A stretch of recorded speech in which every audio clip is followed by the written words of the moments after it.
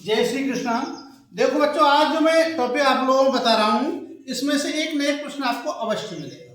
ठीक है, देखिएगा। सबसे पहले हम पौधों के भाग के बारे में बात करते हैं, तो हम करते हैं जड़ के बारे में। जड़ क्या होता है? जड़ पौधे के नीचे का भाग होता है, समझे नहीं? क्या होता है? नीचे। और जो जड़ होती है, जड़ दो प्रकार की होती है। कैसी होती हैं? दो प्रकार की होती है। एक होती है मूसलाधार और एक होती है आपकी अपस्थानिक। देखो मूसलाधार कौन सी होती है? यदि कोई यहाँ पर पेड़ है, ये देखो ये पेड़ है, एक इसकी जड़ सीधी गहराई से चली जाती है इस प्रकार से, ऐसे इसके हो गए। जैसे कि अरहर का पेड़ तुमने उखाड़ के देखा है, सीधी होती है। या किसी और चीज के पेड़ उखाड़ के देखे हम, ये सब नीचे को गहराई जा रही है, तो ये कैसी होगी तुम्हारी? मूसलाधार। कैसी हो गई है? मूसलाधार। ठीक है। और एक अभी तुम गेहूं का पेड़ उखाड़ के देखें, तो गेहूं का पेड़ कैसा होगा? देखो यहाँ पे होगा, यहाँ करके ये पेड़ आया और यहाँ ऐसे ही श्री इस प्रकार से गुच्छा सा होगा। तो ये क्या होगी आपकी? जो इस प्रकार की जड़ होंगी वो होंगी अपस्थानिक जड़। कैसी होंगी? अपस्थानिक जड़। और ये वाली कैसी होगी? तुम्हारी सीधी गहराई में जाएगी, ये होगी आपकी मूसलाधार। आया पहचान में? पहचान लोगे? ठीक। इसके बाद है मूल रोम। मूल रोम क्या होती है? जो जड़ होती है, इसमें रोम होते हैं, छोटे छोटे रोम होते हैं। इन रोमों का कार्य क्या होता है? जो रोम होते हैं ये आपके जो खनिज लवण है या पानी है उनका अवशोषण करके पौधे के शेष भाग को पहुंचाते हैं। ठीक। और जो पौधे जड़ से लवण और पानी शोषित करते हैं उसको पौधे के अन्य भागों तक, पत्ती और अन्य भागों तक कौन पहुंचाता है? जाइलम। कौन पहुंचाता है? जाइलम। ये क्वेश्चन बहुत पूछता है कि पौधा जो जड़ द्वारा अवशोषित करता है खनिज लवण और पानी, उनको अन्य भागों तक पहुंचाने का कार्य कौन करता है? जाइलम करता है। और इसी प्रकार से पूछ लेगा कि जड़ कितनी प्रकार की? दो हो गई, एक मूसलाधार जड़ हो गई, एक अपस्थानिक। इसके बाद है रूपांतरण। देखो रूपांतरण में क्या होता है कि जड़ जो अपना रूप बदल देती है। क्या होता है? जड़ का रूप बदल लेती है। जैसे कि आपका गाजर है, मूली है या शलजम है, मान लो शलजम है, तो इनमें कई होंगे वो नहीं आएगा। क्या तर्क रूप है, कुंभी रूप है, इस प्रकार से अलग देता है। लेकिन ये पूछेगा जड़ का रूपांतरण कौन सा है। अब दे देगा आपको, अदरक दे दिया, आलू दे दी, गाजर दे दी, तो जड़ कौन सी हो गई? गाजर। गाजर, मूली, शलजम इस प्रकार से क्या हो गए? जड़ के परिवर्तित रूप हो गए। जड़ में भोजन स्टोर हो जाता है, इस प्रकार की हो जाती है। ठीक। इसके बाद हम आते हैं तने पर। तना क्या है? देखो तना की पहचान यह है कि तने में पर्व और पर्व संधि पाई जाती है। क्या पाई जाती है तने में? पर्व और पर्व संधि। ये तुम्हें इसकी पहचान, गन्ना देखा है आपने? देखो गन्ना कैसा होता है, ये है और ऐसे होगा, फिर ये हो गया, फिर ऐसे होगा, ऐसा होता है नहीं? इस पे आंख सी होती है, होती ना आंख सी है। तो देखो ये जो बीच का भाग है ये तो हो गया हमारा पर्व, और ये जो जहां गांठ होती है ये हो गई हमारी पर्व संधि। पर्व संधि। ठीक। तो तने की पहचान क्या है? पर्व और पर्व संधि पाई जाती है। दूसरा क्या है इसमें कि इसके फिर रूपांतरण की बात आई। और तने का कार्य क्या है भाई? जड़ का काम है खनिजों को, पौधे को आधार देना, पौधा खड़ा रहे, और जमीन से जल और खनिज लवणों का अवशोषण करना। और खड़े रहने का कार्य कौन करता है? तना। भाई तना ही तो खड़ा करता है, तो ऊपर पत्तियां होती हैं सब, तो तने का कार्य क्या है? उसको वो प्रदान करना। इसका रूपांतरण होता है। रूपांतरण कैसा है? जैसे किस्म बदल जाता है। अभी आपका आलू है या अदरक है, आलू है, अदरक है, ये सब क्या है? तने के रूपांतरण। आलू बहुत पूछा जाता है, निम्न में तना है, तो क्या दे देगा वो? ऐसे देगा गाजर, मूली, शलजम और आलू। ठीक है। तो तना पूछा तो आलू क्या होगा उसमें? तना। या अदरक दे दिया और कुछ दे दिया, या उनमें से 3 आलू को धान दे दिए, एक जड़ का दे दिया, या 3 तने को धान दे दिए, एक जड़ का दे दिया, इस प्रकार से ये होगा।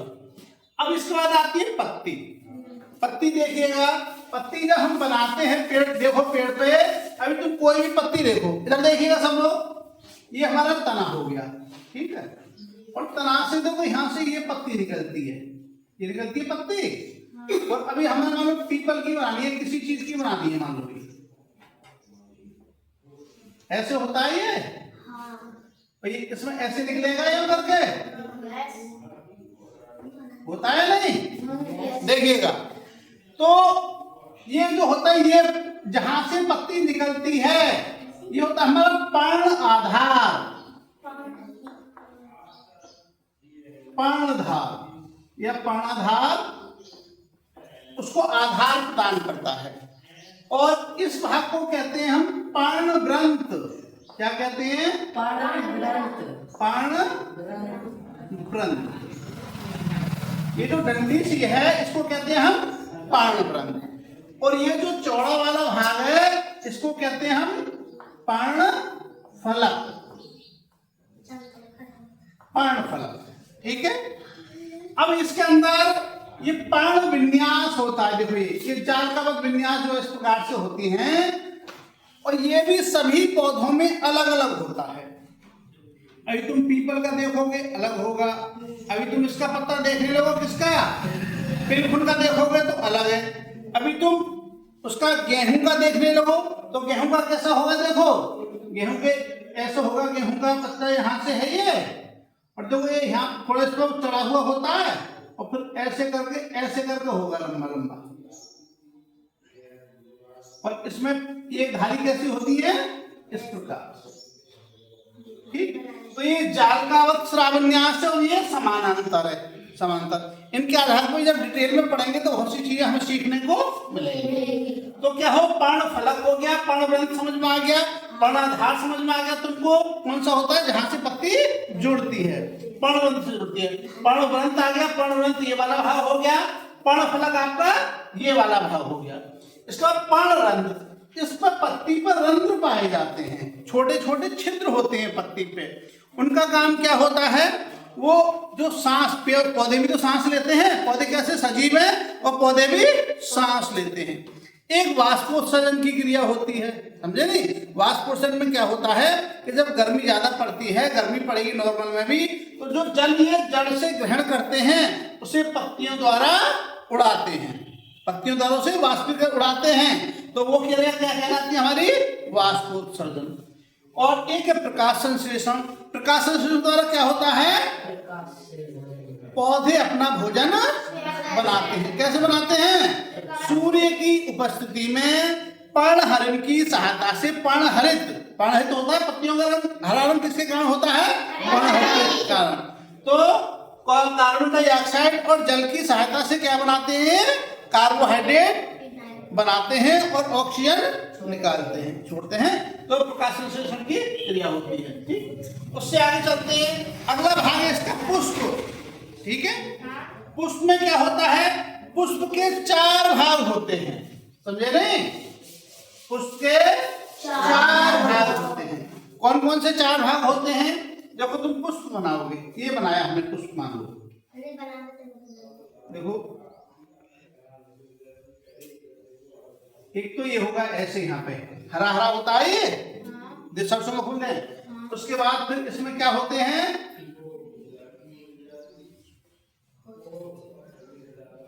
ऐसे करके बड़े से होंगे, ठीक है। इसमें फिर और ये बड़ा बीच में ऐसे होता है, ये समझे नहीं। और ये इस प्रकार से बनेगा यहाँ पर। तो क्या होगा, 4 भाग कौन से होते हैं, सबसे पहले होता है आपका बाह्य दल, जो सबसे बड़ा भाग होता है, ये क्या होता है, बाह्य दल, बाह्य दल। और जो भाग होते हैं ये होते हैं, ये क्या होते हैं, हमारे दल होते हैं। क्या होते हैं, ये दल होते हैं, ठीक, बाह्यदल दल। उसके बाद होते हैं पुंकेसर। पुंकेसर ऐसे निकले होते हैं करके, देखो जब सरसों का फूल देखोगे तुम, तो उसमें ऐसे करके निकले होते हैं ना, ये करके यस, ऐसे होते हैं ना, और एक बीच में ऐसे होता है, ठीक है, बीच में, और उसे कहते हैं स्त्री केसर। बीच में होता है वो होता है स्त्री केसर। ये पुंकेसर की बात करें, और स्त्री केसर में भी जो क्या होता है, पुंकेसर में परागकोश और पुतंतु, जो पुंकेसर बनता है हमारा कैसे होगा, इस प्रकार से होता है, मान लो, तो ये तो हो गया परागकोश।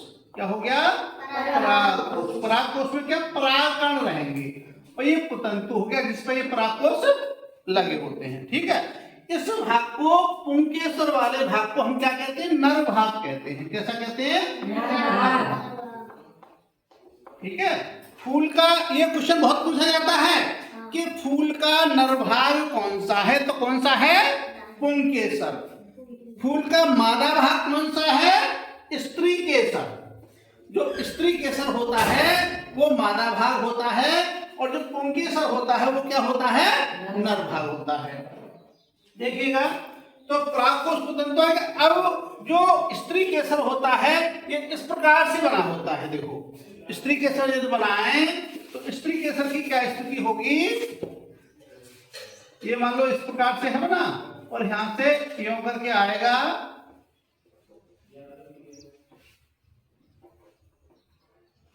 ऐसे होगा, ठीक है।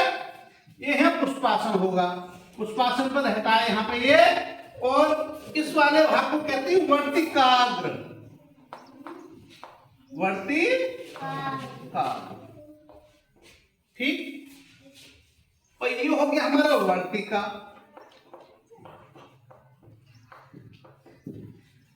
और ये हो गया हमारा अंडाशय, ठीक। वर्तिकाग्र, वर्तिका, अंडाशय। क्या होता है, देखो, जब वो कीड़े मकोड़े होते हैं, घूमते हैं, तो पुंकेसर कहाँ आता है, वर्तिकाग्र पर आता है, ठीक है। परागकोश कहाँ आएगा, वर्तिकाग्र पे, उसमें फिर परागनाल बनेगी, परागनाल बन के इसमें अंदर आएगी, ठीक है, और अंदर जाकर निषेचन होगा, और निषेचन होके तब अंडाशय में फल बनेगा, समझे नहीं, ये है। तो ये हो गया आपका।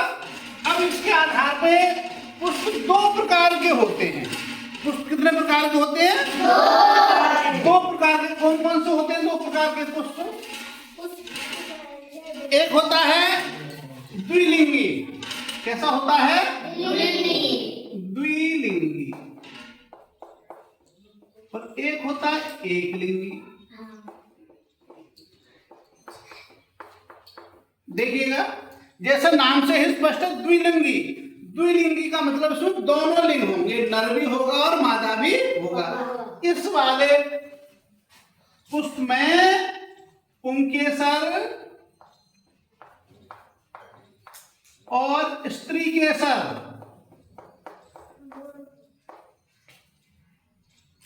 पुंकेसर और स्त्री केसर दोनों होते हैं, समझे नहीं। इसमें क्या होंगे, जो द्विलिंगी पुष्प होता है उसमें पुंकेसर और स्त्री केसर दोनों एक ही पौधे में होते हैं। जैसे कि आपका सरसों का पौधा है, मटर का पौधा है, गुड़हल का पौधा है, ये सब कैसे हैं, द्विलिंगी। और दूसरा है तुम्हारा एकलिंगी। एकलिंगी पौधे कौन से होते हैं, जिनमें एक भाग होगा, या तो आपका पुंकेसर होगा, क्या होगा, पुंकेसर होगा एक फूल में, यह होगा स्त्री केसर। दोनों भाग एक पेड़ में नहीं होंगे, एक भाग ही होगा, या तो पुंकेसर होगा या स्त्री केसर होगा। जब दोनों में से एक भाग होता है तो उसे क्या कहेंगे हम, एकलिंगी, ठीक है। और जितने भी कुकुरबिटेसी कुल के पौधे हैं, कुकुरबिटेसी कुल में वो पौधे आते हैं जो भी हमारी, ये चाहे कद्दू है, लौकी है, तोरई है, घिया है, ये सब किस में आते हैं, कुकुरबिटेसी में आते हैं, समझे नहीं। कुकुरबिटेसी कुल में आते हैं सारे पौधे, जितनी सब्जियां हैं, यानी कि जो आप बता रहा हूं मैं, तोरई है, लौकी है, ये सारे किस में आते हैं, कुकुरबिटेसी में। तो ये पौधे जो होते हैं वो एकलिंगी होते हैं, ठीक है। अब एकलिंगी द्विलिंगी से क्या है, इसी के अनुसार हमारा परागण होता है स्वपरागण और परपरागण। स्वपरागण क्या होता है, पहले तो ये समझो परागण क्या होता है। देखो परागण क्या होता है, जब ये परागकोश जब वर्तिकाग्र पर आकर गिरते हैं, स्त्री पुंकेसर स्त्री केसर पे आते हैं, परागकोश वर्तिकाग्र पर आते हैं, तो वो क्या होता है, परागण। अब जो स्वपरागण का मतलब है अपने आप परागण होना। स्वपरागण का क्या मतलब है, अपने आप परागण होना। देखो ये लिखा हमने स्वपरागण। स्वपरागण कब होगा, अपने आप कब होगा, जब एक ही जगह होंगे दोनों, पुंकेसर और स्त्री केसर दोनों भाग एक जगह होंगे। तो ये मान लो ये बना दिया हमने,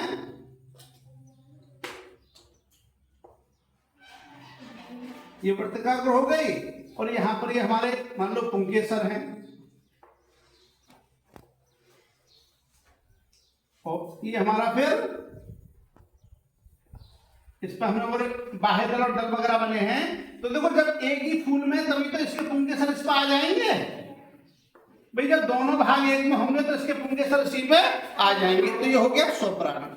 अब इसमें एक ही चीज हो, यदि चाहे तो स्त्री केसर हो या पुंकेसर हो, तो क्या स्वपरागण हो जाएगा, नहीं होगा। तो कौन सा होगा, परपरागण। क्या होगा, परपरागण। परपरागण किसके द्वारा होता है, जो परपरागण होता है वो कीट पतंगों द्वारा होता है। जो भी कीट पतंगे हैं बहुत से हैं, कैसे कि कोई कीट आया और इस पेड़ पर बैठ गया, तो इसके पुंकेसर कहाँ लग गए, उसके पैरों में लग गए, फिर वो दूसरे पेड़ पर जाके बैठ गया, फूल पर बैठ गया, ठीक है, मधुमक्खी द्वारा बहुत होता है। तो उस पर उसके पुंकेसर उस पर पहुंच गए, मान लो उसमें स्त्री केसर है तो वहां पर पुंकेसर पहुंच गए। तो इस प्रकार से ये होता है। जो सेब के बाग हैं या लीची वगैरह उसके बाग हैं, बहुत से लोग क्या करते हैं, वो लोग मधुमक्खी पालते हैं, पैसे देते हैं उनको मधुमक्खी रखने के, क्योंकि वो उनमें परागण मधुमक्खी द्वारा ही होता है। मधुमक्खी उसमें नहीं होगी तो उसमें फल नहीं बनेगा, परागण की क्रिया नहीं होगी। तो इसलिए जो स्वपरागण होता है उन पौधों में होता है जो द्विलिंगी पुष्प है, जिसमें आपका पुंकेसर स्त्री केसर दोनों भाग हैं। और परपरागण किसमें होता है, जिनमें एक भाग है, समझे नहीं, उनमें परपरागण होगा ही होगा। इस प्रकार से है। तो ये सारे, इसमें से आपको क्या क्या पूछ सकता है, देखो मूल रोग का कार्य पूछ सकता है, ये पूछ सकता है कि मूसलाजल कहाँ किस में पाई जाएगी, या अपस्थानिक किस में जाएगी, उदाहरण देकर पूछ सकता है। और एक पूछा रूपांतरण। रूपांतरण में क्या पूछेगा, इधर देखिएगा सब लोग, वो देगा निम्न में से जड़ नहीं है। चार ऑप्शन दे देगा, क्या दे देगा, आलू, मूली, गाजर, शलजम। तो कौन से जड़ नहीं है, आलू। ठीक है, इन बातों को ध्यान रखें। या फिर 3 तने दे देगा, 1 जड़ दे देगा, ऐसे क्वेश्चन आता है इसमें।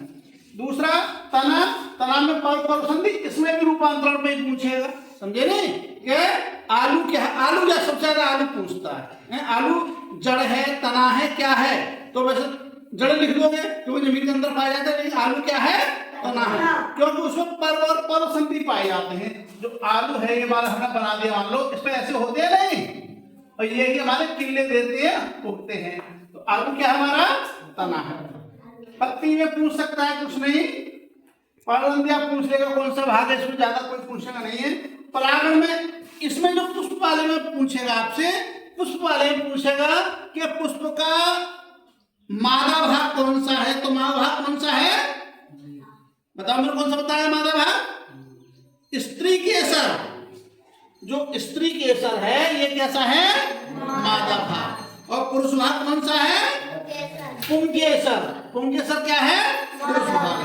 पुरुष भाग समझे नहीं, हाँ। नर भाग कौन सा है, पुंकेसर, और मादा भाग कौन सा है, स्त्री केसर। ये ज्यादा पूछेगा इसमें। और द्विलिंगी पुष्प हो गए आपके, जिनमें स्त्री केसर और पुंकेसर दोनों पाए जाते हैं, वो हो गया द्विलिंगी, और जिनमें कोई एक पाया जाता है वो हो गया एक लिंगी। ठीक है, तो इन्हें तैयार करोगे अच्छे तरीके से, है। इसी के साथ कल और नया टॉपिक बताएंगे। जय श्री कृष्ण।